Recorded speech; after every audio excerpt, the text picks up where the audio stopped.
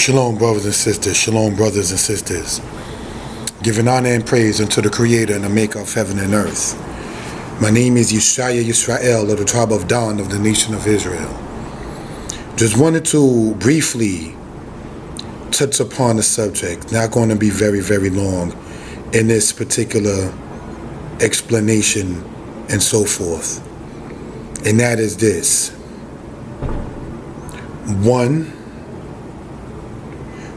we are told in the scriptures on how to deal with certain situations when situations come up. And in this particular presentation, what we're going to deal with is when people, no disrespect intended, attempt to just want to debate, want to have contentious discussion for no good and apparent reason. This kind of spirit is not good nor profitable for anybody. So what we're going to do is go over a couple of scriptures, some in the Bible and one within the Apocrypha, to explain why we say what we say. If we look, brothers and sisters, the book of Proverbs, if we will. Proverbs, chapter 22, verse 10. Here is what we read. And it says this. Cast out the scorner, and contention shall go out. Yea, strife and reproach shall cease. So, cast out the scorner, and contention shall go out. How do you know one is a scorner? It tells you in the book of Psalms, happy or blessed is the man that have not sat in the seat of the scornful, but his delight is in the law of the Most High. So how does that relate to what we're talking about now? If you tell somebody that you don't have an answer for them, but you know who may have an answer for them and will be willing to direct them, and they still asking you and still trying to put you on the chopping block, quote unquote, that's a person that's a scorner. Cast that person out and strife and contention will cease. Let us go, if we will, to Proverbs chapter 9, verse 6. Brothers and sisters, the book of Proverbs, or the Proverbs of Solomon, chapter 9 and verse 6, and it reads as follows. Forsake the foolish and live, and go in the way of understanding. He that reproveth a scorner getteth to himself shame, and he that rebuketh a wicked man getteth himself a blot. Reprove not a scorner, lest he hate thee. Rebuke a wise man, and he will love thee.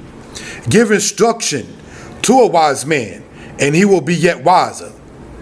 Teach a just or a right man or a righteous man, and he will increase in learning. Give instruction to a wise man. So if you're asking somebody, just using this as an example, do you know the answer for this? Do you know the answer for that? And you're telling that person, I desist from it. If you're telling that person, I know people where I can direct you to, and they still keep asking you, you got to cast that person off. That is a person that is seeking contention. Cast out the scorner, and strife and contention will cease.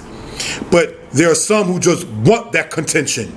They look for that strife. They want that debate. They get fueled off of that back and forth. Yeah. And these people, believe it or not, some of them are males.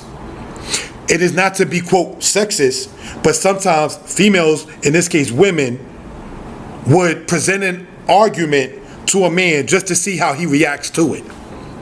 She's trying to feel him out, so to speak. But what is it when a man does that to a man? What do you call that? A scorner. The one who is not, as it says in the book of Psalms 1, that's not delighting in the law of the Most High. One that is not wise. Whereas it says in Proverbs chapter 9, verse 9, give instruction to a wise man. I don't have the answer. That brother, that sister, that man, that woman, that elder may have the answer. But instead of them asking who you're talking about for the answer, they're going to keep on going back and forth with you. That's why it says, forsake the foolish and live, and go in the way of understanding. You don't have to prove nothing to anyone besides the Most High, the creator, maker of heaven and earth, and be the tool that the Most High would use. And when you know it's outside of your realm, so be it. For instance, I'm into history, I'm into Hebrew.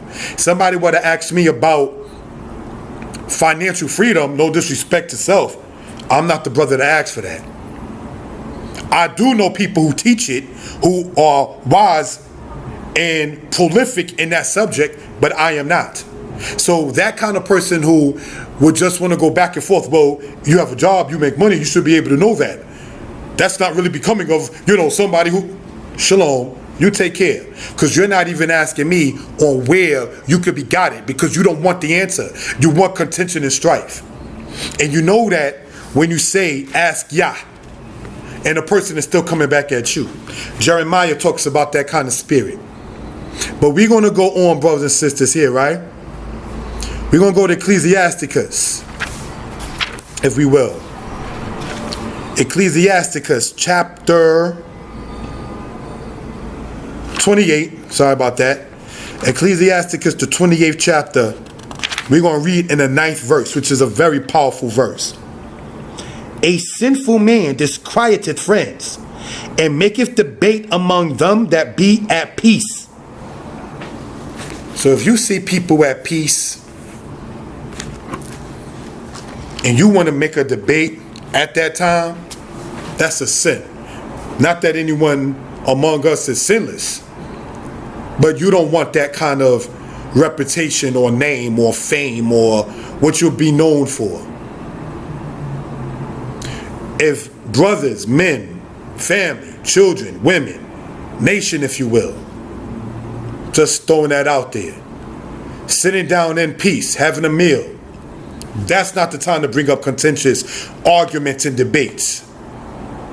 You separate friends at that point. Cast out the scorner. You can't entertain that kind of spirit anymore. That kind of energy or ruach or gisha or attitude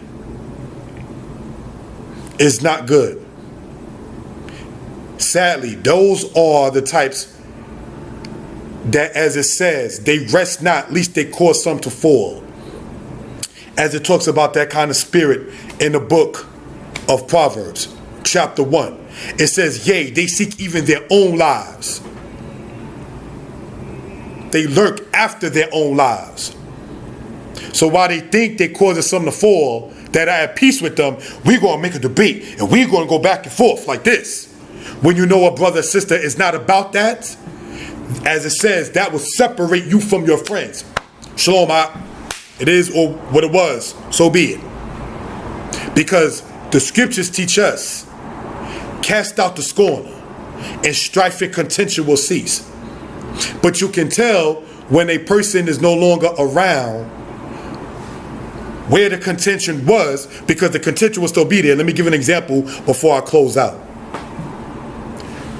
There was a person, and the family was always saying, oh, this person is the problem in this, and the person is problem in that. So the person was out of the house and living somewhere else for over a year. Came back to the house over a year later, and the same problems and contentions were still there. So it couldn't have been that person that left in that case. The person who left in that case was casting himself from your contention and strife. You understand? So it kind of like goes both ways. You know, in a nutshell, be at peace. When you say shalom, mean it. Don't say shalom with a double heart, looking to debate with your brothers that's at peace with you. That'll separate you from your friends. Shalom.